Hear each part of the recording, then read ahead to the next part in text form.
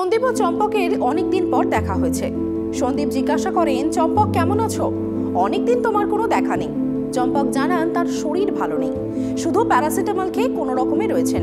তারপরেই চম্পক সন্দীপের থেকে কিছু শেয়ার সম্পর্কে জানতে চান। সন্দীপ বলেন, তাহলে আর অপেক্ষা কিসের? প্যারাসিটামলের সঙ্গে যুক্ত একটি শেয়ারের কথাই আজকে বলা যাক। চম্পক এটি শুনে অবাক হয়ে যান।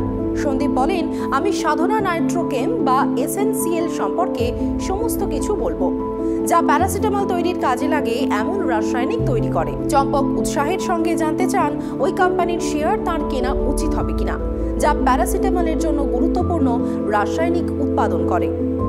সন্দীপ হাসতে হাসতে বলেন, হ্যাঁ, তবে আগে জানতে হবে এসএনসিএল এর ইতিবৃত্তান্ত। 1973 সালে প্রতিষ্ঠিত সাধনা নাইট্রোকেমের রাসায়নিক তৈরিতে বিশেষ দক্ষতা রয়েছে। মহারাষ্ট্রের রোহাই কোম্পানির 22 একর প্ল্যান্টটি সরকার কর্তৃক 2 স্টার গোল্ডেন এক্সপোর্ট হাউস হিসেবে স্বীকৃতি পেয়েছে, যেহেতু এর আয়ের 80% রপ্তানি থেকে আসে। এই কোম্পানি অভ্যন্তরীণভাবে অ্যামিনোফেনল এবং অ্যানিলাইন 2.5 ডিসালফোনিক অ্যাসিড তৈরি করে। এটি তারপর এই ম্যাপ থেকে কেটো অ্যাসিড তৈরি করে, যা পরে কালার ফর্মার বা ODB2 তৈরিতে ব্যবহৃত হয়। অর্থাৎ সাধনা নাইট্রোকেম এমন একটি কোম্পানি যেটি নিজের উৎপাদিত নাইট্রোবেনজিন থেকে বেনজিন কেনে, তারপরে ভ্যালু অ্যাডিশন করে অন্য পণ্য তৈরি করে। কোম্পানিটি 1975 সাল থেকে নাইট্রোবেনজিন তৈরি করছে। এইভাবে কোম্পানিটি মধ্যবর্তী পণ্য সরবরাহের জন্য অন্য কোম্পানির উপর নির্ভর করে না, যার ফলে এর উৎপাদন প্রক্রিয়া দীর্ঘমেয়াদে জোরালো হয়। এর ফলে বাজারে সরবরাহ কম হলেও কোম্পানির উত্থান পতন থেকে রক্ষা পায়। এটি বিশ্বের দ্বিতীয় কোম্পানি যা নাইট্রোবেনজিন থেকে প্যারা অ্যামিনোফেনল তৈরি করে। অন্যান্য উপায়ের তুলনায় নাইট্রোবেনজিন থেকে প্রাপ্ত পিএপি উল্লেখযোগ্যভাবে বিশুদ্ধ, যা এর গুণমানকে চীনের মতো প্রতিযোগীদের থেকে অনেক ভালো করে তোলে। পিএপি বিশ্বের সবচেয়ে জনপ্রিয় ব্যথানাশক ওষুধ তৈরি করতে ব্যবহৃত হয়, যার নাম প্যারাসিটামল। এছাড়া পিএপি বিভিন্ন সেক্টর যেমন মহাকাশ এবং প্রসাধনীতে ব্যবহৃত হয়। বর্তমানে কোম্পানির উৎপাদন ক্ষমতা বছরে 3000 টন। কর্তৃপক্ষ এটি আরও বাড়াতে চাইছে।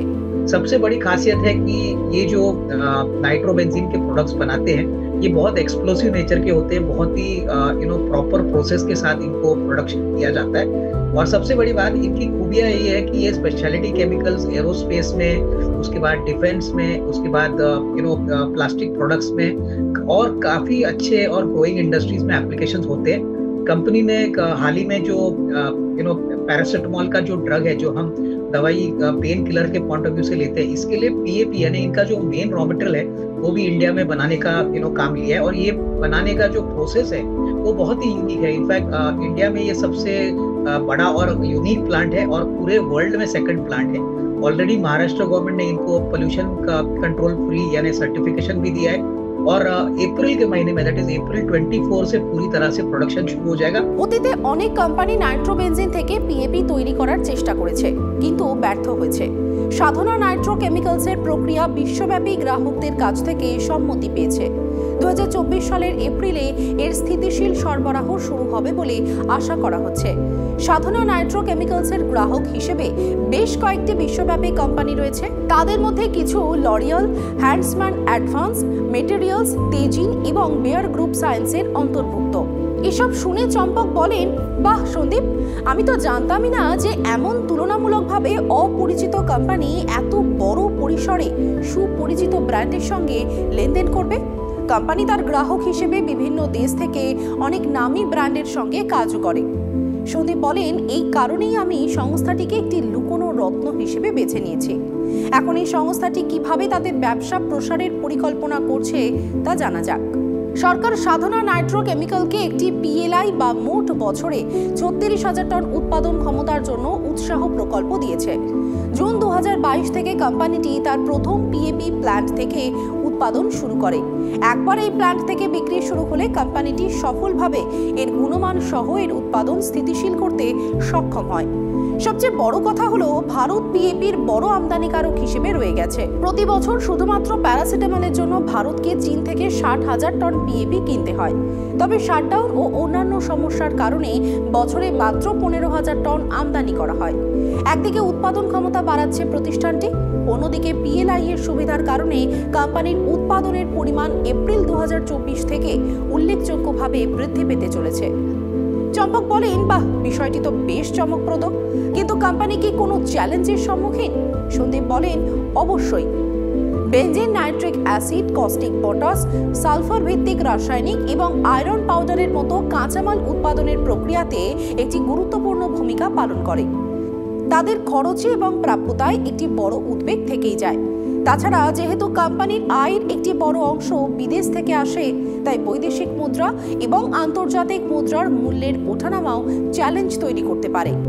देखिए, पहली बड़ी चुनौती है कि काफी रॉ मटेरियल्स जो है ये बेसिकली इंपोर्टेड होते हैं, इसमें वॉलेटिलिटी होती है। लेकिन एक बात मैं ये भी बता दूं कि नाइट्रोबेंजीन जो इनका बेसिक बिल्डिंग ब्लॉक है, ये खुद इंटरनली कैप्टिवली बनाते हैं। ये नाइट्रोबेंजीन इंपोर्ट नहीं करते, ये बेंजीन ही इंपोर्ट करते हैं और उससे अपना खुद का नाइट्रोबेंजीन भी बनाते हैं।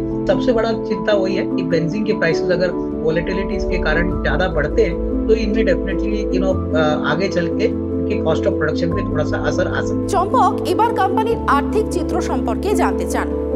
FY24 এ কোম্পানির 176 কোটি টাকার বিক্রি হবে বলে আশা করা হচ্ছে। এমনকি এও অনুমান করা হচ্ছে যে কোম্পানিটি FY25 এ 300 কোটি টাকা আয় করবে এবং FY26 এ মোট বিক্রি দাঁড়াবে 450 কোটি টাকা।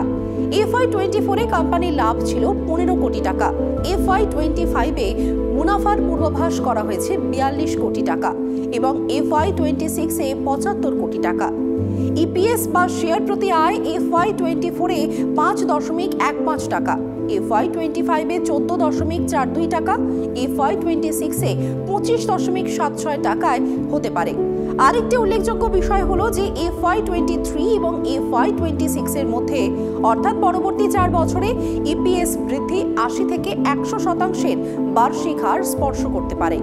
এবার চম্পক জানতে চান কোম্পানির শেয়ার কেমন ট্রেড করছে, বিশেষজ্ঞরাই বা তাদের কি টার্গেট দিয়েছেন। সন্দীপ বলেন, বিশেষজ্ঞরা যা বলছেন তা মনোযোগ দিয়ে শুনতে হবে। আর্থিক কর্মক্ষমতা, শক্তিশালী পণ্য পোর্টফোলিও এবং বাজারে এদের দখলের কারণে শেয়ারটি পুনরায় রেটিং পেতে পারে। বিশেষজ্ঞদের মতে আগামী 18 মাস মেয়াদে শেয়ারটি 150 টাকার লক্ষ্যে কেনা যেতে পারে। এবার সন্দীপ জিজ্ঞাসা করেন, এখন আমাদের নতুন লুকোনো রত্নটির পুরো গল্পটা নিশ্চয়ই বুঝতে পেরেছ? চম্পক বলেন, হ্যাঁ, আমি তো বুঝতেই পেরেছি যে সংস্থাটি প্রাথমিকভাবে রাসায়নিক তৈরি করে যা ওষুধ তৈরিতে ব্যবহৃত হয়। আমি বিশ্বাস করি যে কোম্পানির ব্যবসা ঠিকঠাক চলবে, যার মানে শেয়ারটি ভালো পারফরমেন্স চালিয়ে যেতে পারে। তাহলে আপনিও কি এরকম লুকোনো রত্নের কোনো খোঁজ পেলেন?